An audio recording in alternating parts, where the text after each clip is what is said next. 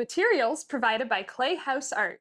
Stop motion animation is a really fun and easy way of approaching animation that uses found objects or objects that you've made, generally 3D objects, to create an animated film. I particularly like stop motion animation because if you don't have a lot of experience animating or experience making objects, this is a really easy way to jump right into animation because you can use things just found around your house. All you really need is a series of objects and then an image capturing device like a smartphone or a camera. So it's really quick and you can achieve a lot in a small amount of time. I think it's interesting that you said that you can use household items, because to me I think about stop motion animation and the first thing I think of is like Wes Anderson's Fantastic Mr. Fox or Wallace and Gromit cartoons. And then to realize that you could just use basically anything, like that's a three-dimensional object, and just move it is really cool. You have an object and you move it rather than redrawing every frame. That's kind of the difference between stop motion and like cell animation. I think it's even more fun to get something like clay and create your own objects so your film has a little bit of personality and individuality.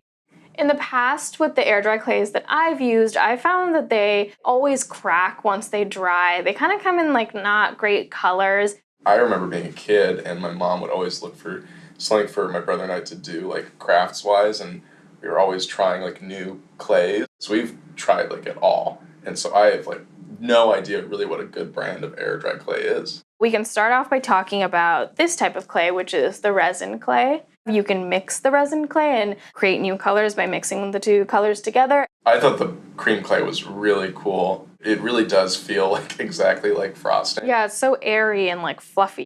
Foam clay is the most unique because it has such a distinct texture to it. Before using this air dry clay for some of my work, I would use oven baked clay and actually press into it to create like a fun, like bumpy texture. And I found using the foam clay, I totally don't need to do it anymore. I don't like planning too much in advance, just in general as an artist, because I find that I get too disappointed with things not turning out exactly how I wanted it, which is kind of inevitable. So I found that acting spontaneously with my work, especially for things that are like this, where it's just more for fun and for experimentation, works a lot better for me. Yeah, I would just never think of an animator as that kind of person, just because in my head that takes so much planning to put together an animation.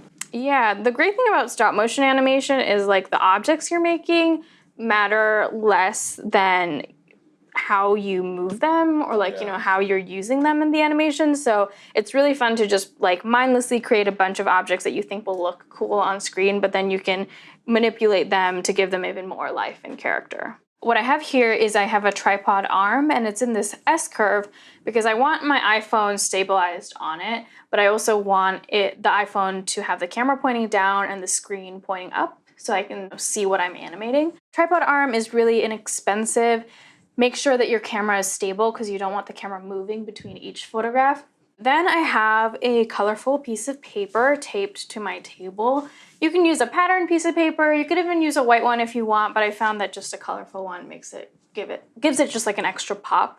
The app that I'm using for the stop motion is called Stop Motion Studio.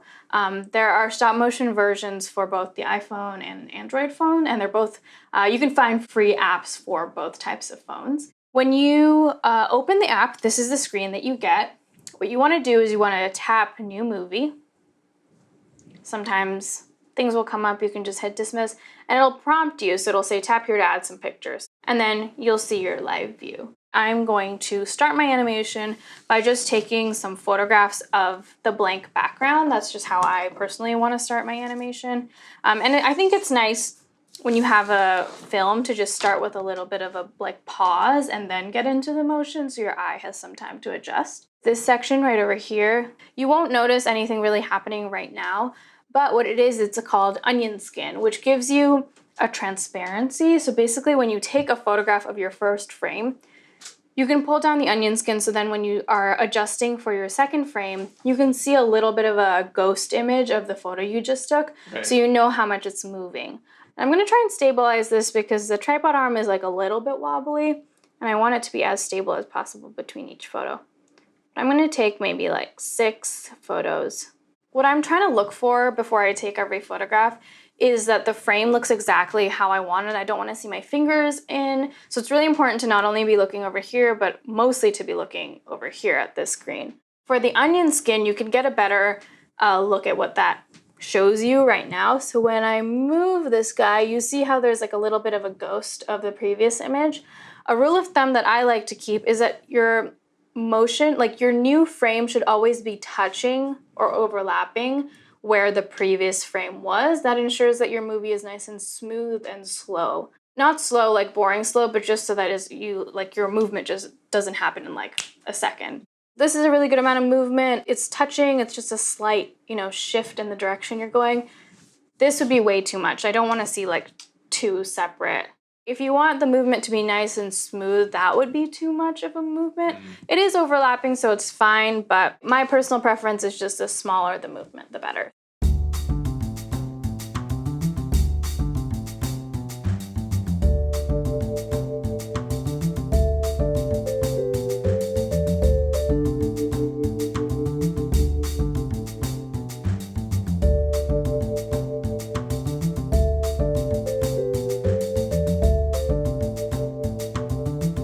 I took my last frame and the animation is done. So what I'm going to do in the app is I'm going to tap this back button and that'll take me to this editing window. I'll press play and I'll watch my movie. So I like my movie and everything looks how I want it to, but let's say there's a weird pause or I notice that there's a frame with my hand in it or something. What I can do is I can scroll over here, find that frame, tap it, and then all these options come up. I really don't want to bother with anything other than this delete button right over here. I can delete it and then that'll get rid of it. While you're shooting, if you notice that you got your hand in and you want to reshoot, you could also always do this process while you're animating.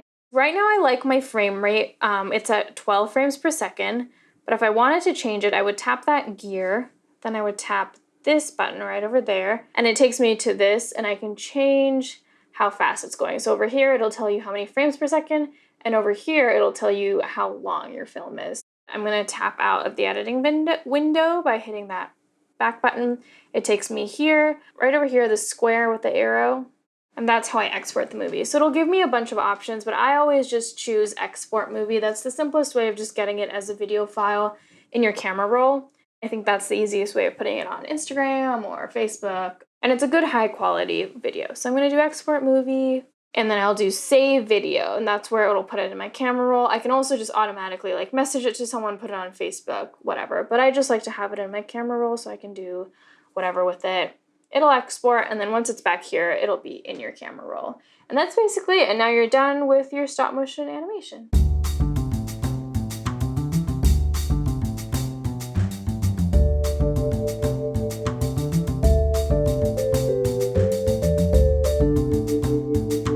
I think a lot of people think that for animation, if you're not using like an elaborate studio setup, you need expensive software like Maya. It's nice to know that you don't need all this like fancy stuff.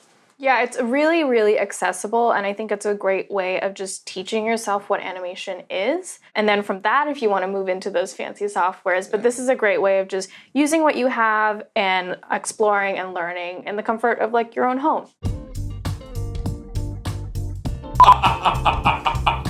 God, what is that laugh, Max? Stop motion.